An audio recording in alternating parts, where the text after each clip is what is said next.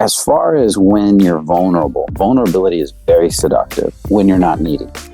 When you're needy, it's terribly unseductive. It does the opposite effect.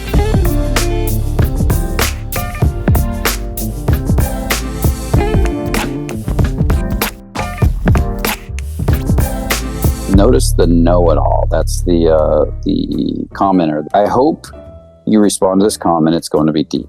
I noticed your game is more masculine, standing there firm and letting the women play their games while you remain unfazed and unreactive.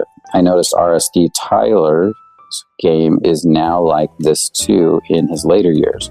However, when he started out, he played a lot of games, used a lot of his own back turns, push pulls.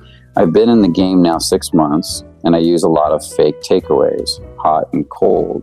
I love you, hate yous. I create tension and escalate under the sarcasm frame to create plausible deniability. I never escalate in a real way. I'm always 1 minute the cocky asshole and 1 minute the romantic lover, but always sarcastic. When I'm vulnerable, I feel like girls instantly get too comfortable, and then I get comfortable and I get trapped in that comfort and all sexual tension dies. Is my game just going through its natural evolution phase? What I would say to you is I don't know what your success is with meeting women, but reading all this, you got a lot going on here, and it doesn't sound bad. What I mean by this is it sounds like you're having some level of success, and it sounds like you got a basic push-pull kind of energy. And now what I want to present to you is a different idea about it. Yes, my game is more masculine and stand in the tension, move, be really direct about what you communicate. But that doesn't mean there's no push-pull, there's no dance, there's no teasing, there's no sarcasm at times. That's a lot of fun. But I don't look at it as something I'm doing to the girl to get her. It's more like something I'm doing with the girl, and we're both having fun in our own little game together. Like when I tease her, I don't like you. If I say something like, you know what, I don't think I like you right now. My eyes are saying I like you completely. My tone is saying I like you completely. I'm penetrating. I might even be turned on penetrating, saying I don't like you. And getting really forward with her while getting turned on. But the difference is I don't believe I'm doing anything to her. As Zan would say, women are complicit in their own seduction. She knows exactly what's going on. And she's dancing with me. And we're playing together. I'm leading towards being direct in my communication. Yes, I like you. And I want to move this forward. And I'm the man. That's my job. And I'll do a little push-pull, but I'll keep moving forward. And sometimes I'll be really direct about it. And very direct. And I don't use as much push-pull. I'm not doing it so that I can sneak my way in. I'm doing it because it's fun for both of us. And if it's not fun for me, why do it? It's not a job to meet women. It shouldn't be. Ultimately, in the end, maybe it feels a little jobbish in the beginning because you're figuring it out a little bit at a time. But in the end, it's not a job. It's really supposed to be fun. And when you meet women, it's about a dance between the two of you. It's always a dance.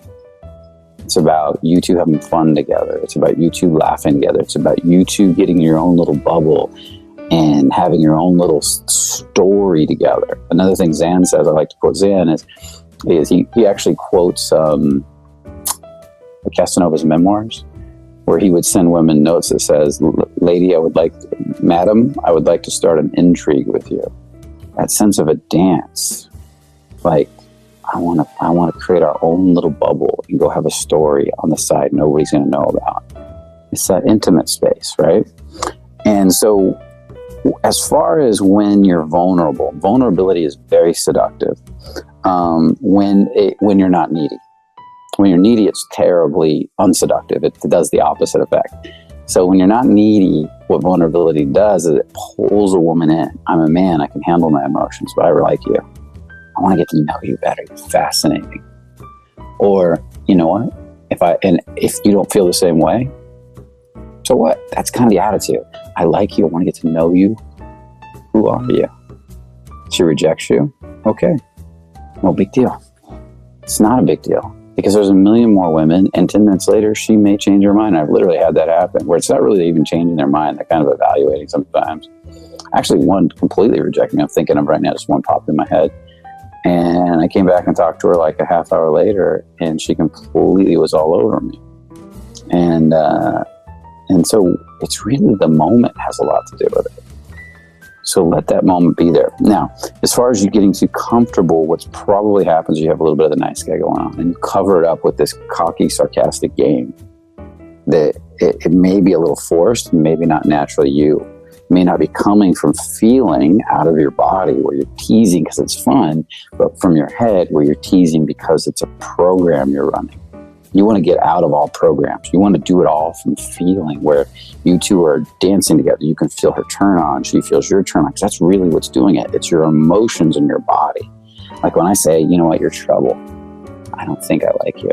There's a turn on in my body where my heart's open and I'm feeling warm. I'm feeling here. I'm not thinking here. I don't even know usually what the next words are going to be. They just come in the moment because I'm surrendered down here. If I'm up here planning, everything is going to go sideways. So I want to start learning to really feel her emotions, have her feel my emotions. You can only do that by learning to open right here and feel your emotions in your heart, feel your emotions in your stomach, which will be heavier, and then all the way going down to feel your turn on. You want to be able to feel those places so that when you're talking, that's what's kind of moving you. It's the same as the gut brain. Look up the gut brain on Google. Gut as a second brain. It's an instinctual brain. And look at how all athletes, when they're in their gut, when they're in their flow state, they're not thinking anymore. They're just moving and going. The Rise of Superman is another great book where Kotler talks about this, is that how we're breaking all these world records by getting out of our heads and learning to flow. And I'll tell you, meeting women in flow is so much more fun than having a bunch of stored stories in your head thinking about it. And that's what you're learning to do, is develop this sense of flow state. So what happens is you probably drop down into this place where you're slightly more out of your program, and you don't know what to do. And what I would do immediately is I'll feel in my body, because I can feel my body, the tension dropping. And if it drops too much or gets flat, like a flat note, then I'm either going to spike the tension back up, or I'm going to drop it deep with deep vulnerability and then come back up, depending what the moment wants, like playing music. So as soon as it gets a little flat and we've had a moment where we got comfortable, and that's good, it's not a bad thing, then I'm going to say, let's spike it back up again. Let's change the note, and we're going to bring it back up. And I might start teasing her again. And you got to feel comfortable to go back into that. I might start reaching over. Instead of teasing her, I might start a physical conversation, touch her hand and raise the tension that way. Play with the hand a little bit, and might slide my hand on the small of her back and bump up next to her. And, or I might feel, play with the palm of her hand a little bit. Don't be afraid to push that tension. I remember I once waited, this is an example of this. I waited till we were just having a really nice, smooth conversation. There was nothing deep, a little bit of tension. She was telling me a story. Everything was relaxed. I wanted this to be the most awkward possible moment to do this. So we were sitting there having a glass of wine, getting to know each other. And I just started slowly leaning in. And my intent was to kiss her, but I wanted to move really slow at the most awkward moment. Why did I do this? Because in the past, I used to be terrified of kissing the girl. I'd have to turn around, massage her back, do all this stuff. So in this moment, as I started to lean in a little bit at a time and got closer and closer and closer at the most awkward moment, I was testing my own capacity to deal with the tension. And the more relaxed I stayed while doing it, the better I knew it was going to turn out. And that's exactly what happened. It turned out amazing. It turned out beautiful. I stepped into the tension slowly. It got really awkward. I just kept grounding the awkward instead of getting nervous myself. I just let it get awkward, and I enjoyed it. I enjoyed the weirdness of the moment and just kept moving anyways, kind of laughing at myself inside, having fun. And the more I had fun with it, the more she liked it.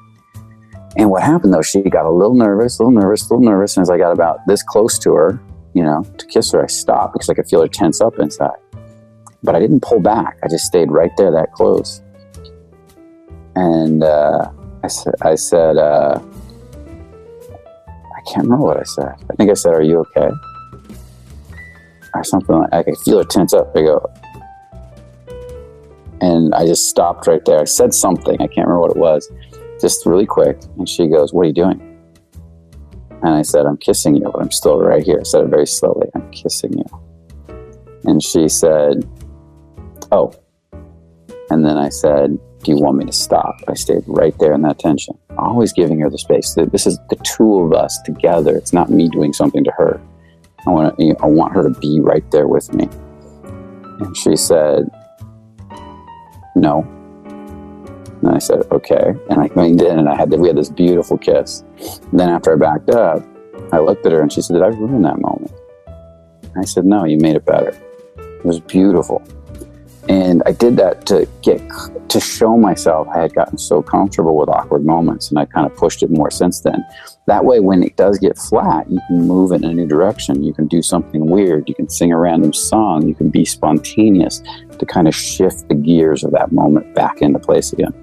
So that's what I would work on is literally create go up and start talking to some girls, have a good conversation, just stop talking and ground. Relax, enjoy the moment, and see how long it takes them to reopen you.